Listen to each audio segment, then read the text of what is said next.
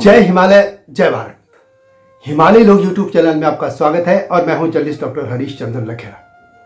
मेरे साथ हैं डॉक्टर हरिसुमन बिष्ट जी। लेकिन आज हम यहां नोएडा में आए हैं और हमारे साथ है वयोवृद्ध और वरिष्ठ लेखक बल्लभ डोभाल जी। बल्लभ डोभाल जी उत्तराखंड के पौड़ी गढ़वाल जिले के हैं। इस समय 93 साल के हैं और दिल्ली के पास नोएडा में वे अकेले रहते हैं। राहुल सांकृत्यायन बनने के लिए वे घर से निकले थे और साहित्यकार के तौर पर उन्होंने अपना बड़ा नाम कमाया। जीवन की इस बेला में वे इस समय अकेले हैं। पत्नी और बड़े बेटी का उनका निधन हो चुका है। एक बेटी और एक बेटा और हैं। हम सोचते थे कि उत्तराखंड में ही माता पिता अकेले रह गए हैं, लेकिन ऐसा नहीं है। दिल्ली एनसीआर समेत महानगरों में यही हालत है। जो पीढ़ी पहाड़ से यहाँ आकर बस गई थी, अब उनके बच्चे भी दूसरे शहरों में या विदेशों में चले गए हैं और वे यहाँ अकेले हो गए हैं। कई बार बच्चे उनको ले जाना भी चाहते हैं, लेकिन वे अपनी उस भूमि से जहाँ जो मकान उन्होंने बनाया अपनी मेहनत से, वहाँ वो छोड़ना नहीं चाहते। और इस तरह की बहुत सी परिस्थितियाँ होती हैं। लेकिन कारण जो भी हो, यह सत्य है कि इस समय डोभाल जी अकेले हैं। आपका स्वागत है डोभाल जी हिमालय लोग यूट्यूब चैनल में। यह हिमालय सिविलाइजेशन पर है। आप जीवन की इस समय मुझे आप अकेले ही दिख रहे हैं। आपके परिवार का ऐसा क्या हुआ कि आप अकेले हैं इस समय?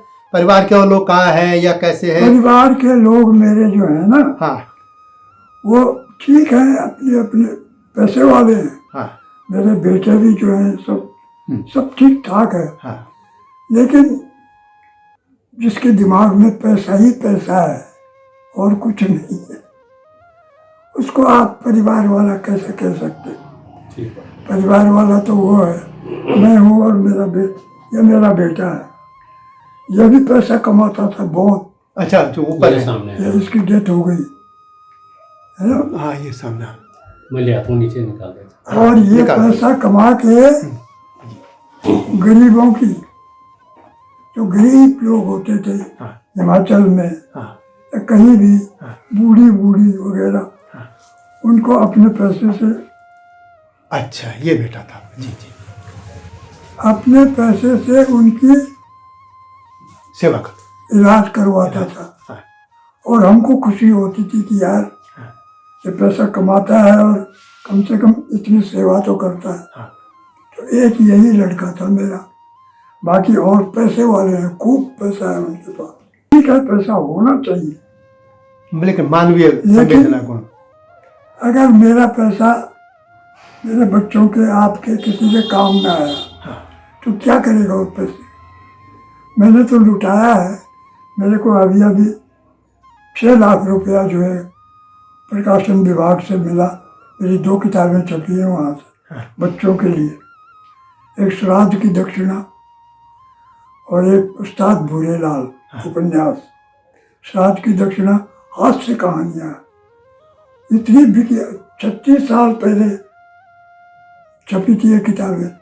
उनका इतना पैसा मेरे को पूरी जिंदगी भर मिला, अब भी मिलता है। तो मैं रखता नहीं पैसे को, मैं तो घूमने में या तो ख़त्म करता हूँ या बीवी को दे देता था। बीवी जो है वो भी अच्छा इस्तेमाल करती थी, उसका गलत इस्तेमाल नहीं करती। तो अच्छा, क्या एक चीज जानी थी, उत्तराखंड के लिए कहा जाता है कि वहाँ के गांव में बुजुर्ग अकेले रह गए। बुजुर्ग जो है अकेले रह गए, बच्चे शहरों में चले गए। मैं तो दिल्ली में देख रहा हूँ कि आप हैं, मुझसे पहले एक बहुत सीनियर एक ऑफिसर थे, उन्होंने भी यही कहा कि एक दिन ऐसे बातचीत बोला, हम दोनों अकेले हैं। ऐसा तो है, ऐसा क्यों हो रहा है कि आप जैसी पीढ़ी अकेली रह जा रही है? ऐसा है जी। ऐसा देखो, ये जो परिवर्तन है ना, ये वक्त की बात है। आज तक तो ऐसा था नहीं कुछ। अब तक, आज से 20 वर्ष पहले तक तो पता ही नहीं था। हाँ, तो 93 साल में आप अकेले रह रहे हैं। आप खाना कैसे खाते हैं? बहुत जरूरत हुई रात को पानी वगैरह? किसी को पैसे दे देता हूँ बगल में, और उससे मंगा लेता हूँ। अभी तक तो ये बच्चे लोग थे ना, ये थी और मेरी बीवी थी, इनको 2 साल हो गए हुए। तो 2 साल से मैं हिमाचल में भी हमारा घर है, तो हिमाचल में भी जाता था, अब वहाँ भी नहीं जाता। हाँ। तो अब ऐसा है कि देखो, आदमी हौसले के साथ में भी जीता है। अगर आप में हौसला है ना, तो आप जिंदा हैं समझ लो, मरा हुआ आदमी। हिम्मत, हौसला। तो अभी मेरा हौसला पस्त नहीं हुआ, शरीर जरूर बूढ़ा पस्त हो चुका है। हाँ, मैं शरीर की जरूरी रिक्वायरमेंट हौसला रखता हूँ तो मैं खुद ही चाय भी बना लेता हूँ, कई बार खिचड़ी पका लेता हूँ, है ना। हालांकि मैं इस काबिल नहीं हूँ, महसूस होता है। तो पर ये जीवन है ना बस। और कई बार तो मैं सोचता हूँ कि यार अब हम किस काम के हैं, एक बूढ़ा आदमी किस काम का होता है। पहले बूढ़ों की कितनी इज्जत होती थी, हर काम में उनको पूछा जाता था। इसमें मैं आपको एक उदाहरण दूंगा। हमारे गढ़वाल में तो खत्म हो गया, लेकिन नेपाल में एक नेवार जाति है, जो नेपाल का मुख्य काठमांडू, वहां पे जब किसी की उम्र 72 साल होती है तो उसको सम्मान देते हैं। उसके बाद जब वो 80-82 साल का होता है और सम्मान देते हैं। जब वो 103 साल का होता है तो उसको देवता की तरह मानते हैं, कहते हैं कि भगवान इसको इस धरती में इतनी देर तक रखा, इसने पुण्य काम किए। पहले गढ़वाल में भी ऐसे ही था।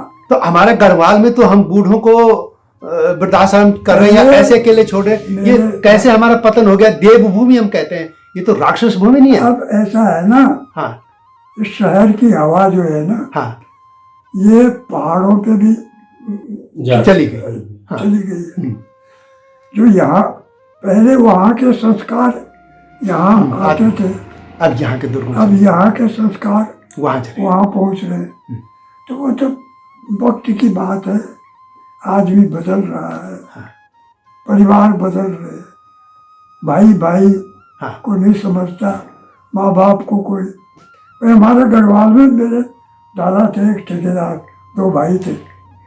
मेरे बड़े दादा ठेकेदार से बहुत बड़े दादा, तो उन्होंने वो 95 वर्ष के थे और बैठे रहते थे घर में, और पूरा गांव के लोग और भी लोग बूढ़े थे, ऐसी इज्जत उनको मिलती थी। हाँ, जितना बूढ़ा है उसके बुजुर्ग। और बड़ा हमने वो देखा है ना, हम देखा है। तो हमें बड़ी प्रसन्नता होती थी कि आया।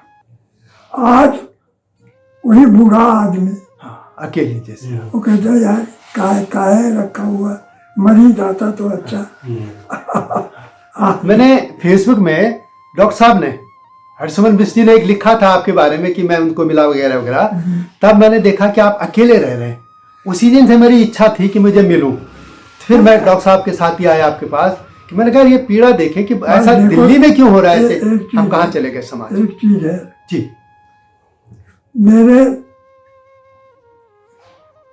दिल में जब मेरी बीवी है और ये बच्चा है और जो अच्छे अच्छे लोग हैं वो मेरे दिल में है, तो मैं अकेला कहाँ हूँ। मैं तो उनके बारे में सोचता रहता हूँ। अच्छा, एक और चीज़ है, मेरा ये मानना है कि आपने समाज को इतना दिया, इतना लेखन किया, जो आपका फील्ड था, बहुत कुछ दिया।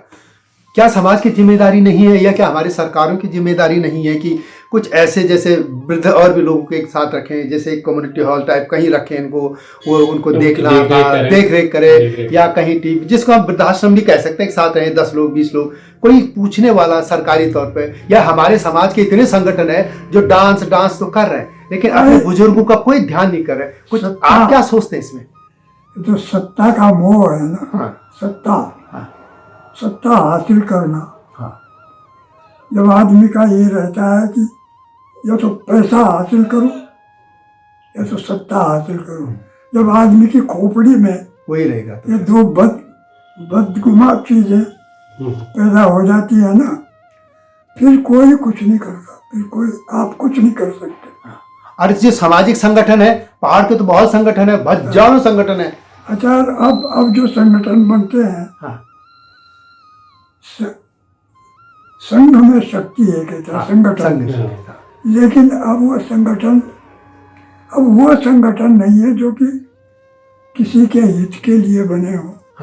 देश के समाज के हित के लिए बने हो। हाँ तो आज की बात तो मैं कई बार टीवी खोलता हूँ, मैं कहता हूँ कितनी बढ़िया चीज़ है हाँ दूरदर्शन। हाँ इस दूरदर्शन के द्वारा हम कितना कुछ बढ़िया कर सकते हैं।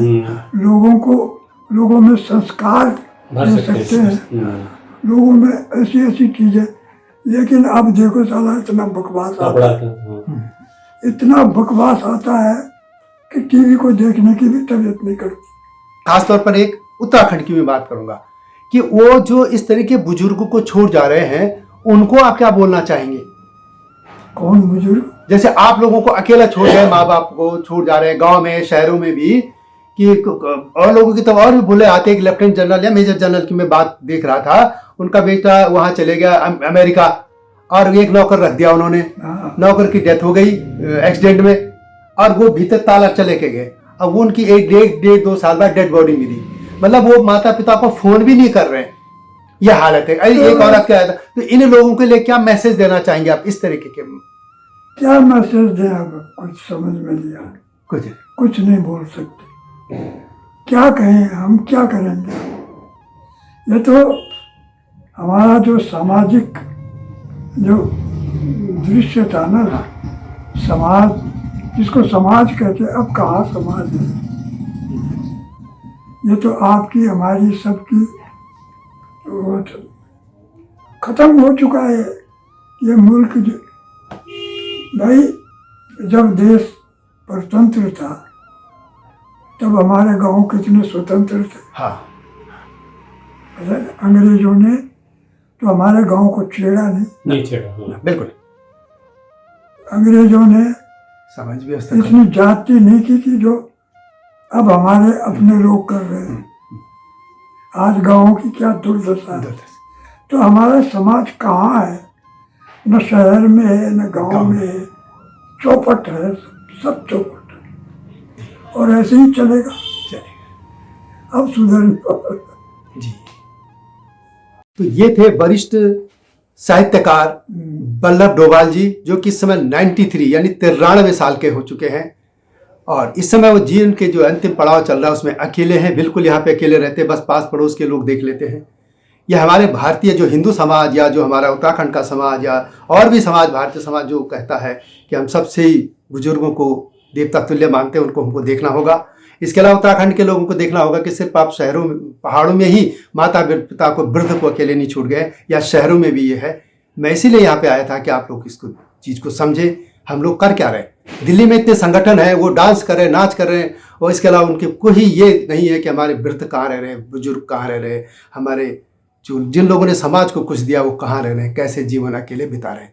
ये समाज को सोचना होगा। या तो आप डांस ही कर लीजिए, या फिर देवभूमि के ही है, या राक्षस भूमि के ही आपको तय करना है। वीडियो कैसे लगे कमेंट में अवश्य लिखें, और इस तरह के मुद्दों के साथ आपके सामने आऊँगा।